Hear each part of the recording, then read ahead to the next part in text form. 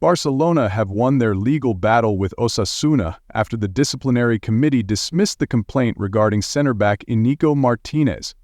In a separate development, Vinicius Jr. is edging closer to a contract extension with Real Madrid, despite inconsistent form and heavy interest from Saudi Arabian clubs. Over in Italy, AC Milan cruised to a dominant 4-0 victory away at Udinese in Serie A. Christian Pulisic opened the scoring in the 42nd minute, and just 3 minutes later, Pavlovic doubled the lead. In the second half, Theo Hernandez and Tijani Reinders each found the back of the net, capping off a stellar performance from the Rossoneri and strengthening their push for a European spot next season. In Germany, RB Leipzig came away with a nail-biting 3-2 win over VfL Bochum in the Bundesliga. The visitors got off to a dream start with goals from Luis Openda and Xavi Simons. After the break, Simons struck again to make it 3-0, but Bochum mounted a spirited comeback with goals from Kilian Fischer and Andreas Koppen, though it wasn't enough to turn the tide.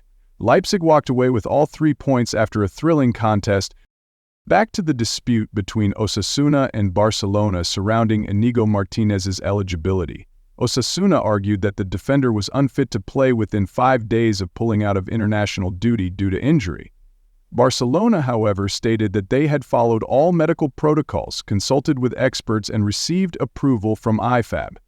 While Barca came out on top, Osasuna still retained the right to appeal the decision.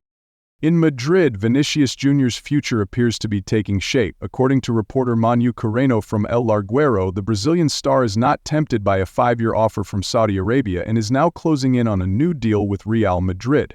Though his current contract runs until 2027, both parties have been in talks for weeks, and an official announcement is expected soon. Vinicius has previously expressed his desire to remain at the club long-term. And in a shocking development shaking the football world once again, Sandro Tonali and 11 other players, including Angel Di Maria and Leandro Paredes, are now under investigation for involvement in a fresh illegal betting scandal. The world of football is once more in turmoil. Just 2 years ago, several Serie A players were investigated and handed bans for similar offenses. Among those currently or formerly involved in Serie A, 12 players are under scrutiny, including notable names like Angel Di Maria, Nicolo Fagioli, Weston McKennie, Mattia Pirin, Leandro Paredes, Raul Bellanova, and Samuel Reich. The investigation remains ongoing and continues to send shockwaves through the football community. Mikel Arteta has confirmed that forward Kai Havertz could recover in time before the end of the season, and he's hopeful the German will be available if Arsenal reach the Champions League final. Havertz has scored 17 goals this season but recently picked up an injury while in Dubai and may be sidelined for the remainder of the campaign. Arteta said, "I'm hopeful he'll be back in time. Every injury is different, but he's in good spirits and we have a fantastic medical team supporting him." Manchester United are ramping up their pursuit of goalkeeper Gianluigi Donnarumma amid growing frustration with Andre Onana's performances. According to TalkSport, the Red Devils have intensified scouting efforts for Donnarumma, who previously turned down United 2 years ago in favor of becoming PSG's first-choice keeper. Currently valued at around £40 million, 0 pence, the Italian shot-stopper could represent a smart investment as United look to stabilize their goalkeeping situation. Everton midfielder Abdoulaye Doucouré has come forward about receiving online threats to himself and his family after the draw with Liverpool back in March. Speaking as part of the No Room for Racism campaign, Doucouré said, "People criticizing my goal celebration is one thing. That's part of football, but using racism to attack others is unacceptable. I even received death threats." He called for better education for young people and stricter regulations on social media platforms, emphasizing, "We're human beings with families. No one deserves to be treated that way." Both the Premier League and Everton have been fully supportive of Doucouré throughout the ordeal. In a surprising move that's caught the Premier League and the football world off guard, Tottenham Hotspur have appointed former Arsenal CEO Vinay Venkatesham as their new chief executive officer.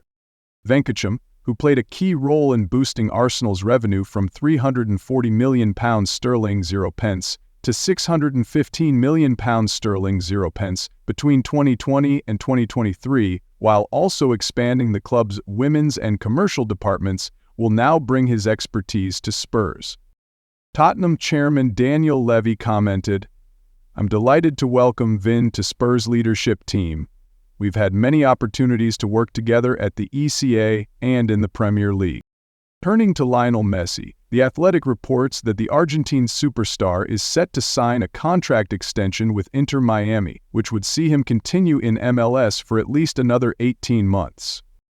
Messi has already netted 3 goals and provided 2 assists in 4 appearances this season. Although his current deal runs out at the end of the year, Inter Miami are keen to keep him on until the club's new stadium is completed.